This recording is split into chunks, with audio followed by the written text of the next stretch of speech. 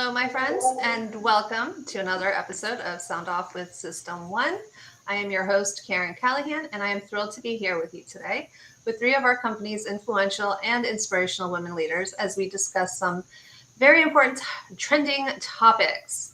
And today we have with us System 1 CIO Lisa Biondi, President of Badel Katie Gore, and Vice President of Jolet Ginny Walls. So welcome to the panel, everybody.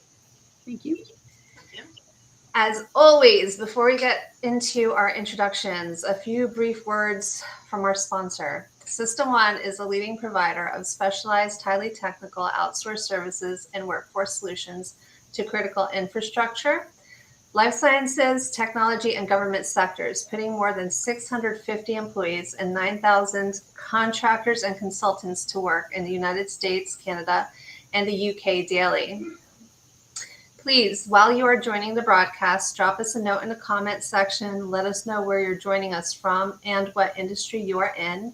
We have Rich Weed and Ali Moen moderating the comments and dropping all of our contact information in there as well. Please feel free to connect with all of us. Remember, this is an interactive broadcast. So if you have any questions for our panel, feel free to drop those in the comments as well. And as I said earlier, we have an incredible lineup of our company leaders who will be sharing their experiences, insights, and advice. So without further ado, let's get started and hear from our panelists. So Lisa, I'll start with you. Just give us a quick introduction. Sure. My name is Lisa Biondi, and I'm the CIO of System 1. I've been a part of System 1 since its launch in 2008, and I am very happy to be here today on the panel with Katie and Ginny. Katie? Hi, I'm Katie Gore, and I'm the president of Quadell Consulting and Training. We do affordable housing compliance and outsourced management for low-income affordable housing portfolios. We work directly with HUD, a lot of housing authorities, and housing finance authorities and private property managers. We manage everything from training to file reviews to quality control to workflow streamlining, you name it when it comes to HUD and affordable housing. We have about 160 full-time employees, and we are coast to coast. Excellent. And on to you, Ginny. Thanks for having me, Karen. I'm Ginny Walls, Vice President for Jolet. I've been in the industry for 25 years and have spent the last 20 years here at Jolet. I oversee the recruitment team and the service delivery to our clients. Excellent. So this is our panel, and we are so excited that you're here. So let's dive right into our discussion. We'll start with leadership development. As organizations grow and evolve, developing leadership skills at all levels is extremely important.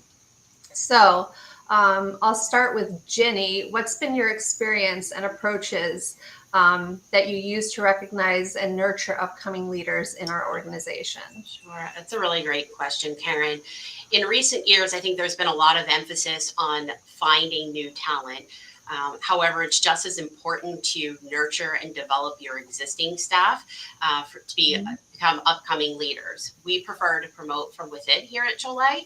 In fact, all of our current recruiting managers here at Jolet have started out in recruiting and have been promoted over the years into management roles. Our model provides opportunities for staff to take on additional responsibilities, whether it be special projects, whether participate in a mentorship program. It allows our staff to learn and develop leadership skills. Leadership can manifest itself in different ways. It's not always about managing people. So we try to play to the strengths of the individual players. For example, we have individuals that are really great in training. So then we have them participate and own elements of our training program. Excellent. And how about you, Lisa?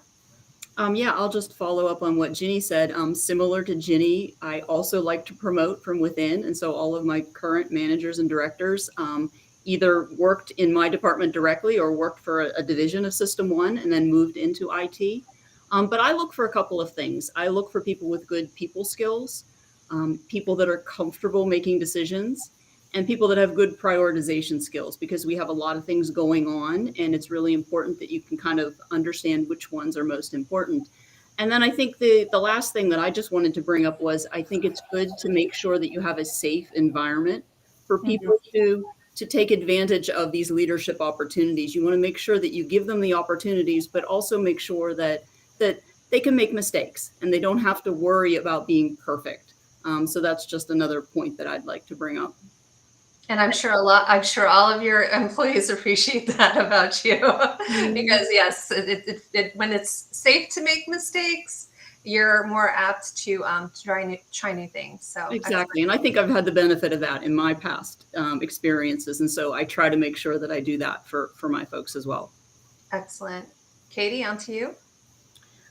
Both of you mentioned promotion and internal development for upcoming leaders. And I want to add that as an organization and your companies, your leadership teams, we don't want to make assumptions about people's roles inside and outside of your organization. There have been some strides and increased awareness that has happened recently. For example, more people are realizing or acknowledging assumptions surrounding how women juggle their work home lives and how men are not being asked about that same juggle. So when we talk about promotion and internal development, it's good to not make assumptions about roles and how people are making that juggle. If we were all in a room together right now, I would actually ask for a show of hands to say, has anybody ever been asked the question, well, how can you juggle your home life with your work responsibilities? Or how would a promotion affect things? Or any of those kinds of questions. So one suggestion I would make is to stop making assumptions about roles specifically related to gender when it comes to internal promotion and when it comes to internal training. So many organizations and industries still aren't really there in understanding these specific gender leadership dynamics. And it does relate to how people are promoted and what growth is there, because sometimes people are taking the promotion path or that growth path automatically off the table if various assumptions are being made. And we have to recognize that sometimes that happens when you are making these calculations or when you're making different decisions. So I would encourage people to start with an open and honest conversation about succession planning, individual growth, and realizing that seasons change quickly for people personally and professionally. Another approach would be to make sure your company has a forum available to do these kinds of regular check-ins, and then just never make the assumption that the juggle can't happen. Those are great points, Katie. They somewhat lead to my next question, which is how do you foster a diverse range of leadership styles? I'd like to start with you, Lisa.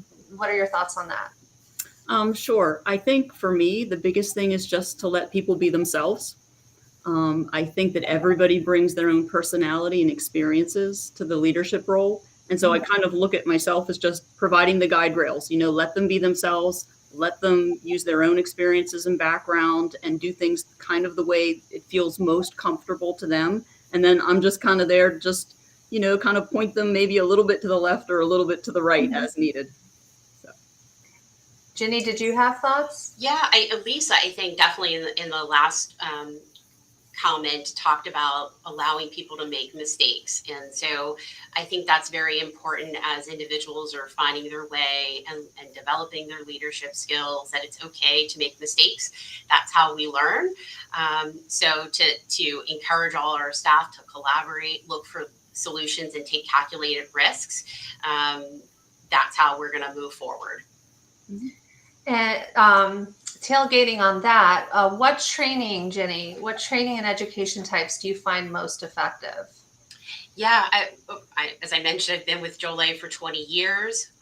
We have a very large recruiting team, and I have worked personally training individuals myself, but also working with managers across the organization. And we have trained individuals at all various levels, people who have had experience, people who have had no experience. So what we find that is most effective is really a hands-on approach to learning, kind of a 3-step approach where we have the trainer perform the task and have the individual observe. Then we have the individual perform the task and have the trainer observe them so that they can provide real-time feedback. And then really lastly is to allow the person to fly on their own, do the task themselves, but then also have regularly scheduled check-ins so that they can talk through. A lot of what we are doing is talking to individuals. So it's really hard to predict what somebody might say and how to navigate that conversation. So we also try to implement role plays. So that allows the individual to practice it in a mock setting and also in a safe setting. And it allows the trainer to, on the fly, throw out different situations and have the person think on their feet to navigate that conversation and then connect afterwards and kind of talk through like, that was great. Next time, do the same thing, or hey, maybe next time try this. It sounds like you wrote the playbook for it. I love it. Well, I have on to our next topic, digital transformation. So as we all know, the pandemic has accelerated the pace of digital transformation across all industries, including ours. So how have you seen technology drive innovation and improve performance within our firm and within your teams? And Lisa, can we start with you? Sure. I had to think about this one for a little bit. I think really cloud-based services have really changed the IT landscape, whether that's applications, infrastructure, security. There's just so many choices out there now. And I think sometimes it takes longer to figure out which solution you're going to pick than it does to actually implement it, just because of the speed of how these new solutions have come along. We used to do 3 to 5 year roadmaps of technology and where we were going to go, and it was basically fixed and you didn't change from that. But now we're at the point where we really only plan about 1 year ahead of time because there's so many things changing, whether it's in business or technology, that we really don't want to lock ourselves into any particular path for more than a year. And it really allows us to be flexible. So if something changes in the business, we're not committed to heading down a certain path for 2 or 3 years. We can quickly pivot and go the direction that the business needs us to. Excellent. Ginny, did you have anything to add to that? Yeah, I mean, just talking about the technology, before a lot of what we would do is in office and meetings. And I think with the implementation of all the different technology platforms, that has enabled us to have real-time communication. It has allowed us to be collaborative. You don't always have to be in the same space together to have a meeting. And then even just working on PowerPoints and documents, can all be in the same document at the same time. I mean, of course, this technology was around pre-COVID, but once COVID hit, we had to start using these tools, and I think it has really helped drive the effectiveness on the work that we're doing. Absolutely. And I love that it gives us the opportunity for the 4 of us to be in a digital broadcast studio together. So we can do wonderful panels like this. So on to our next topic, building diverse and inclusive teams. So I'm going to throw this one to you, Katie. If you can discuss your strategies and experiences for creating and fostering an inclusive work environment. I mentioned earlier that we have 165 employees, and what's amazing is that we are nearly 80% diversely represented by race and gender. So a few things that we have learned as far as strategies and experiences is that our internal employees with diversity are the best people to expand our network. However, we have to be honest because people are only going to want to refer their connections to a place where they themselves have been welcomed and valued and heard and empowered.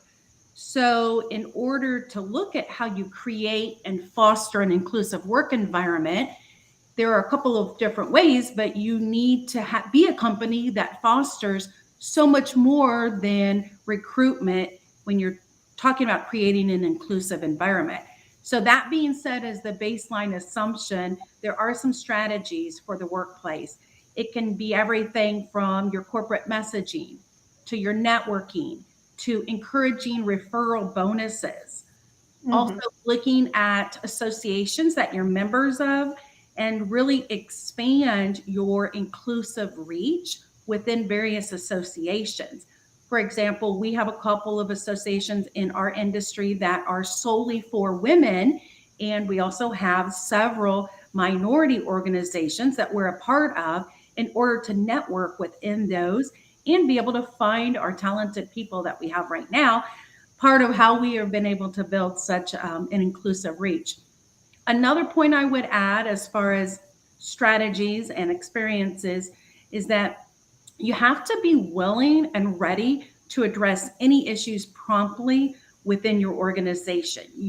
People talk about establishing a culture, but you really have to make sure you have a process for reporting and addressing any issues that may hinder what you're seeking to do.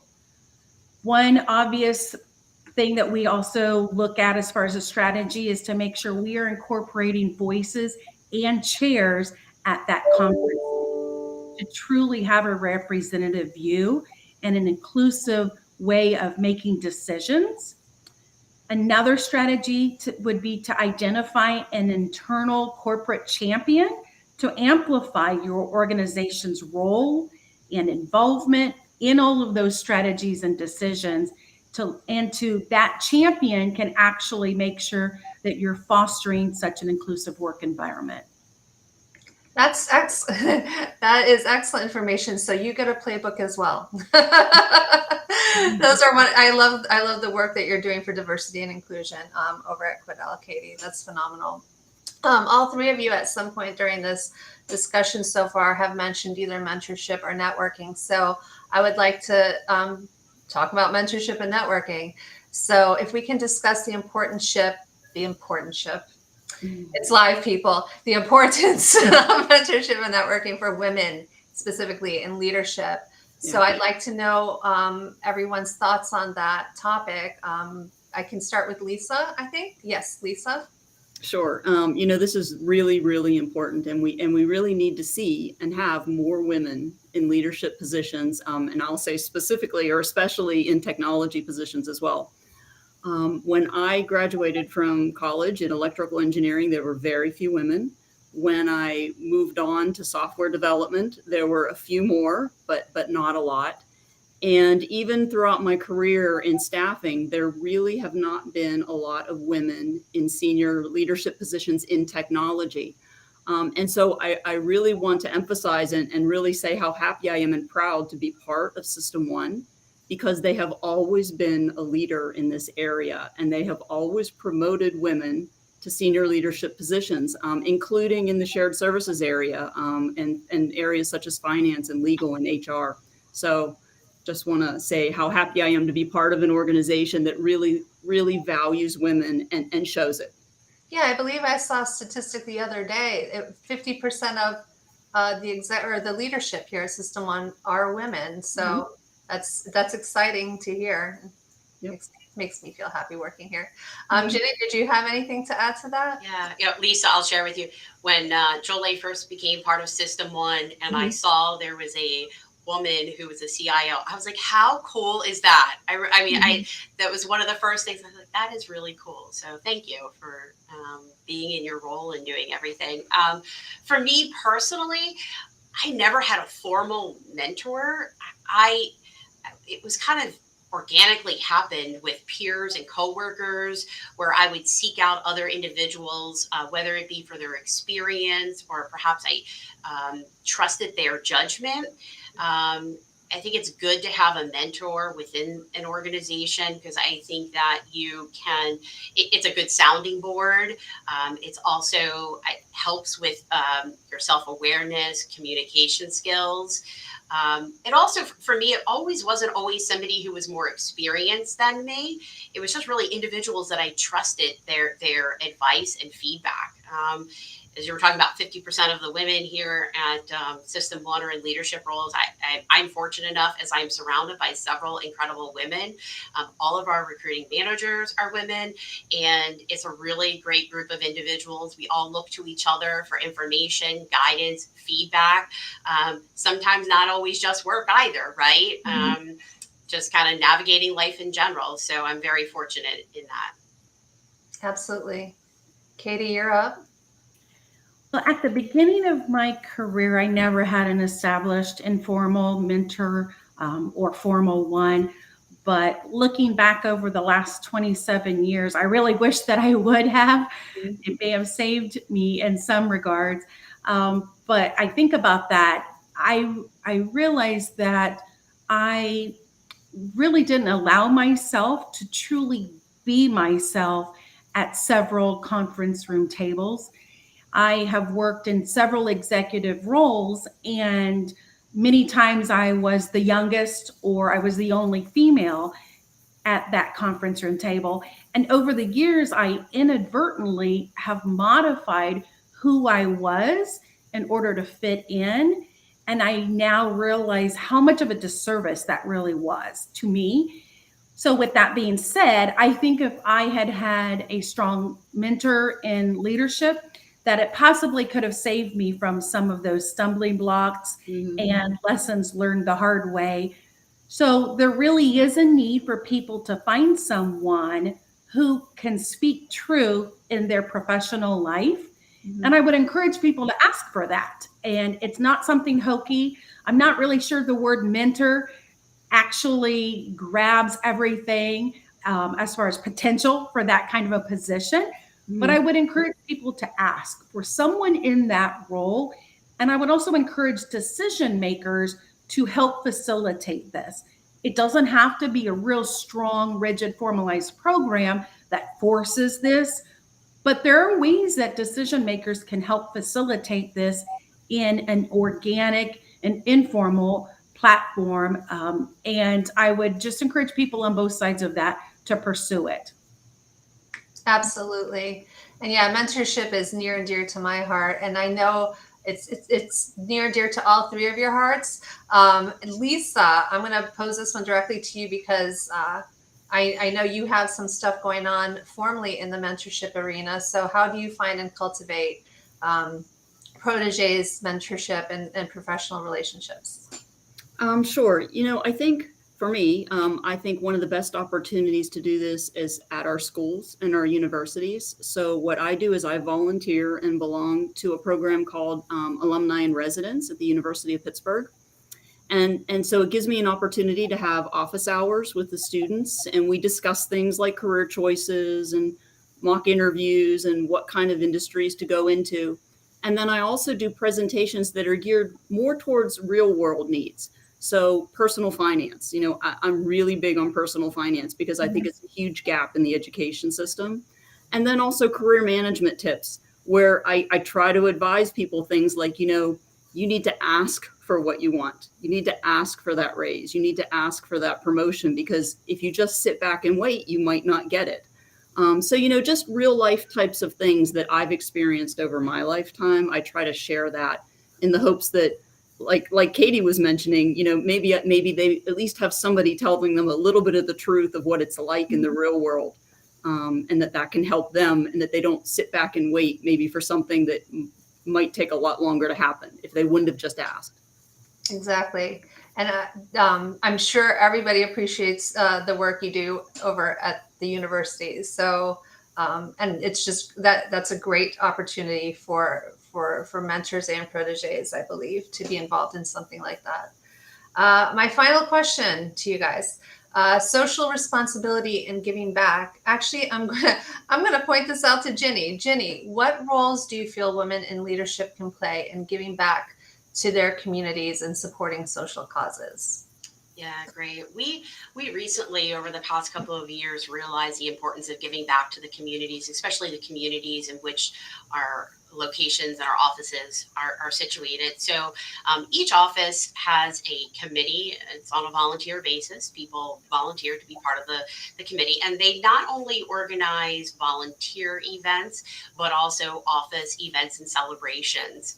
So several of our offices are heavily involved with the local food banks. So we have not only collected food for the local food bank, but we've actually volunteered by sorting food for the local families. We've also done some fundraising through walks and 5Ks. I think they're all 5Ks, but I choose to walk. So, and then also just talking about the office events and celebrations, right? So some of them are associated with different holidays, and others are for example, we did something for the Super Bowl, what we called it Super Bowl. We collected canned goods for the local food pantry, and then individuals brought in soup or other foods to celebrate. And individuals brought in different dishes, and we had the opportunity. Some individuals brought in food that not everyone has had experience, so it gave them an opportunity to share food from their culture. So we do a lot of events in office as well, where people have an opportunity to share that. That's fabulous. I love those. You mentioned 5Ks. I just did one over the weekend and I can't feel my left leg, but that's okay. As long as we're all supporting our social causes. I have a feeling some of my staff are, actually, if there's one person on there, I'm sure she's probably going to text me afterwards going, okay, we're going to train for the next one, 5K, we're running it. There you go. Those are always fun. Well, that, my friends, actually wraps up today's broadcast. So thank you, Ginny, Katie, and Lisa. Thank you so much for joining us this week and sharing your experiences, insights, and advice with us. This was a phenomenal panel. I'm sure a lot of people out there got a lot of information out of it, and we appreciate you. So thank you. Thank you. So, Thank you. in the meantime, as a reminder to everyone watching out there, please follow us on LinkedIn. We're actually running a contest right now through July 31st to give away a Yeti Tundra 45 hard cooler. And to be entered into this contest, all you need to do to enter is click follow on and follow us on LinkedIn. So follow us. And as always, all of our episodes of Sound Off with System 1 can be found on YouTube. And along with that, some videos that contain expert career and job search tips, hiring manager best practices, leadership insights, and more. As always, visit us here at Sound Off with System 1 every Thursday, 2 p.m. Eastern on LinkedIn and YouTube. See you then.